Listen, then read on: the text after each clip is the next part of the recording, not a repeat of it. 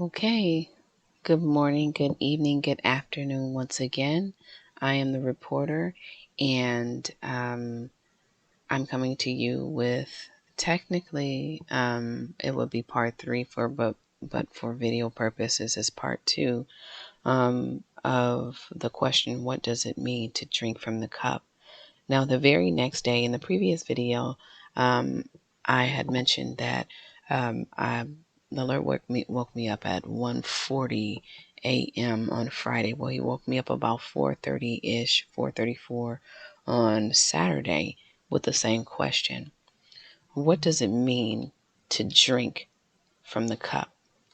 And so before I get into what I scribed, I want to read from Revelation chapter 17, verses 1 through 2. The great whore and the beast.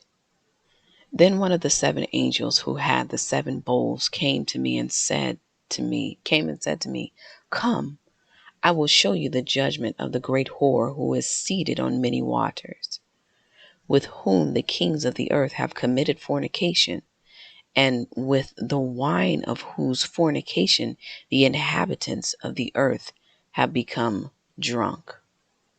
That's Revelation chapter 17, verses 1 through 2. Now, I want to read again 1 Corinthians chapter 10, verses 14 through 22 in the Expanded Bible.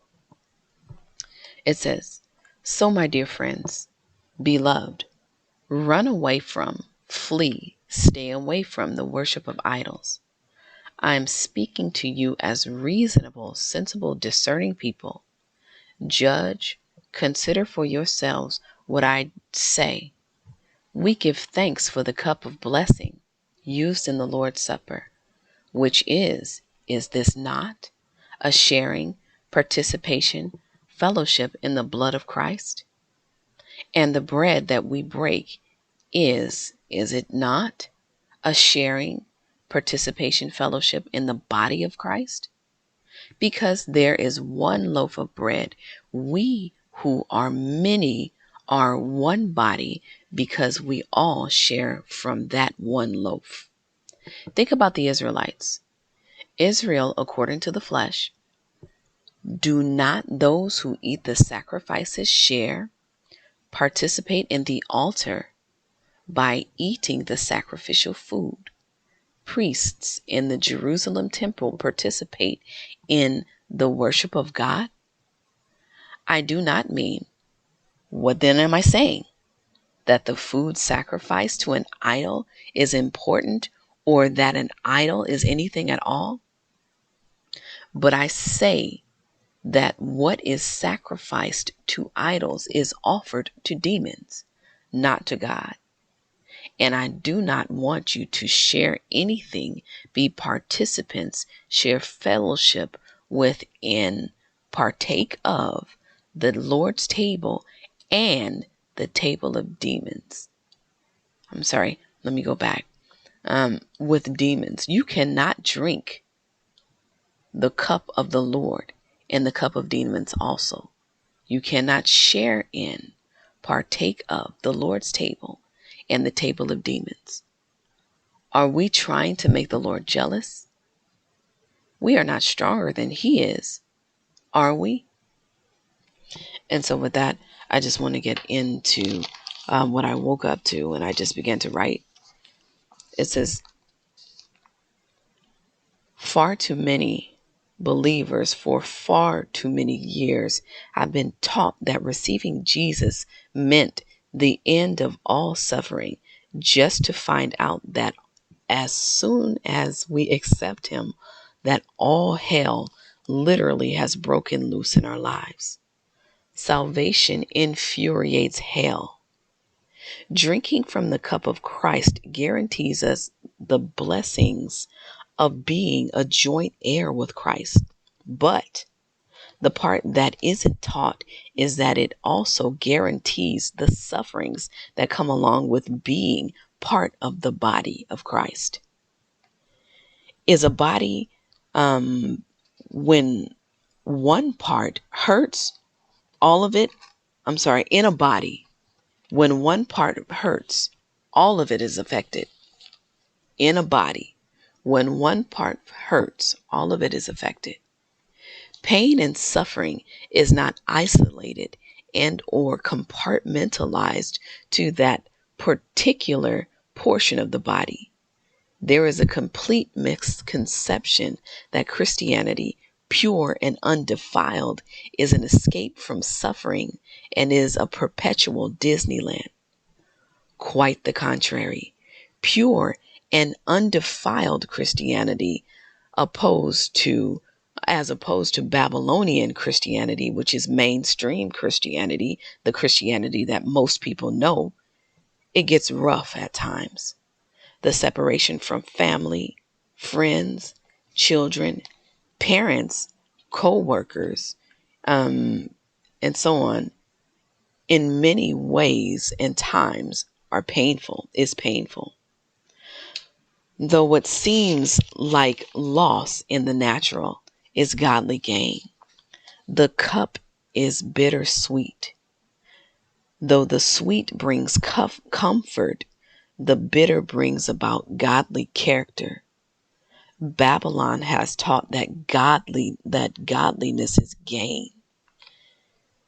She has taught that the more that we have and the more expensive that it is, this is true blessing.